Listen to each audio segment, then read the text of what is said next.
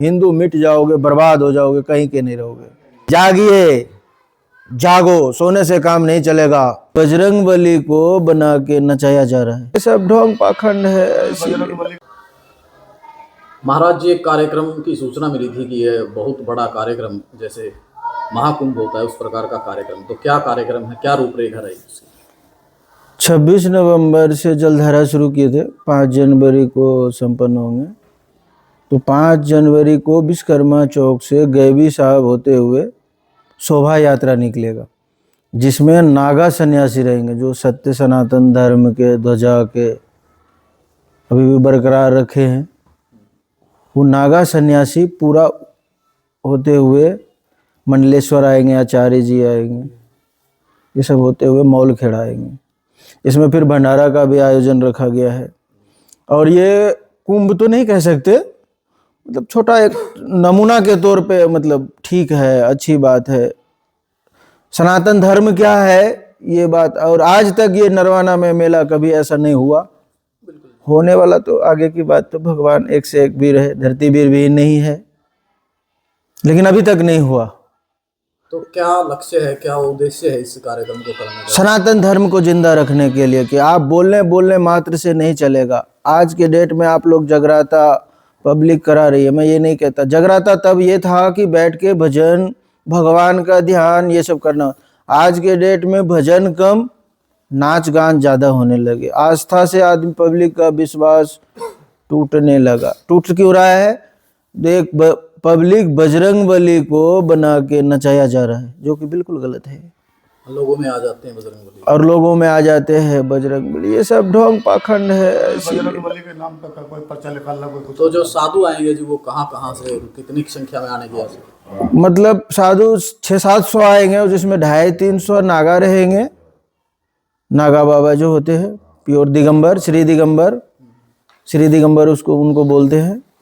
तो वो 250-300 के लमसम में रहेंगे। फिर मंडलेश्वर, आचार्य जी, ये सब आएंगे।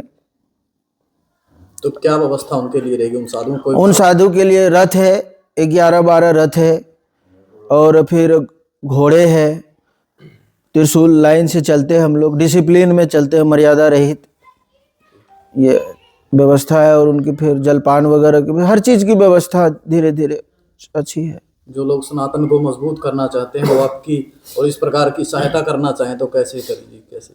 कोई दान पुण्य?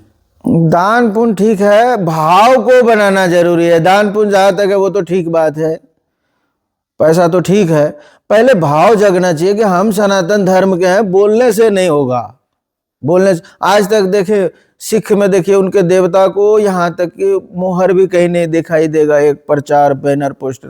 और हमारे बजरंग बली का पोस्टर देखिए, वो मिलेगा नाले के जहाँ लोग पेशाब। और क्या कहते हैं, जैसे 10 लोग मिलेंगे ना, तो उसमें 8 लोग कहने वाले मिलेंगे, मैंने नहीं किया। तो ये 2 लोग कर रहे थे, इतना दूषित नहीं हो सकता वातावरण। भगवान के, किसी भी भगवान के फोटो के रेपर पर डाल देते हैं, किसी भी रेपर, अगरबत्ती, धूपबत्ती, सब रेपर पे भगवान की फोटो है। वो फोटो लास्ट में जाती कहाँ? उनका नाम अंत क्या है? कहाँ है उनका अंत? नाली में, कूड़े में, ठोकरों में। तो वो क्या है, मतलब मजाक बना दिया सनातन धर्म को। तो वो मजाक ना बने, इसलिए हम ही तो प्योर सनातनी है। जो नागा संप्रदाय ना, वो वही सनातनी है, और उसी के सब बच्चे हैं। दस नाम के का नाम है वृक्ष है, तो ये वृक्ष के का नाम है जो शाखा है, सब जिंदा रखने के लिए इसको अच्छी, सनातन को जिंदा रखने जी। महाराज जी, किस प्रकार की तपस्या कर रहे हैं जी आप?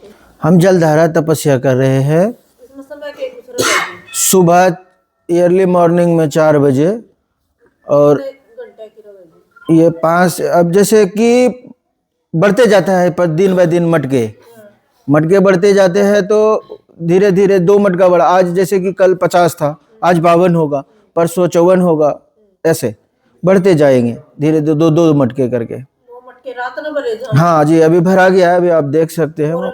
हाँ जी, कोरे मटके भरे हैं अभी। और जो तपस्या के दिन बढ़ते जाओ, मटकों की भी संख्या बढ़ती जाएगी।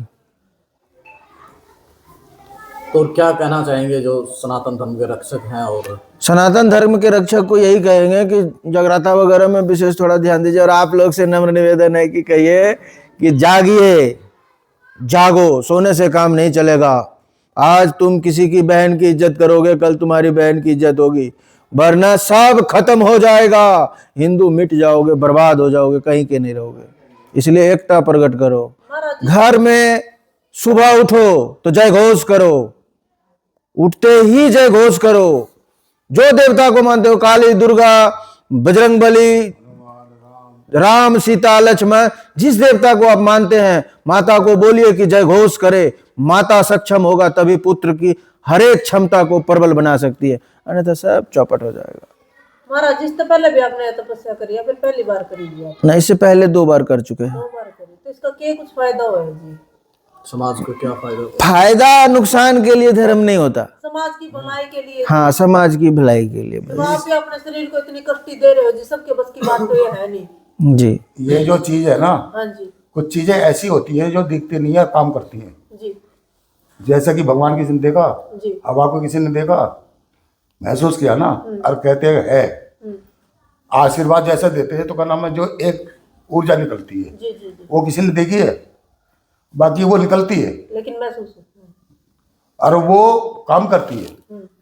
इसी प्रकार जो साधु तपस्या करेगा और जिस गांव में करेगा, जिस इलाके में करेगा, तो साधु किसी पर्सनल किसी की तो लिए तपस्या नहीं करता, जी, नगरी के लिए वो सबके लिए का नाम है, जो सब समाज के लिए, जीव जंतु पशु पक्षी, उनके लिए तपस्या करता। आशा गुरु।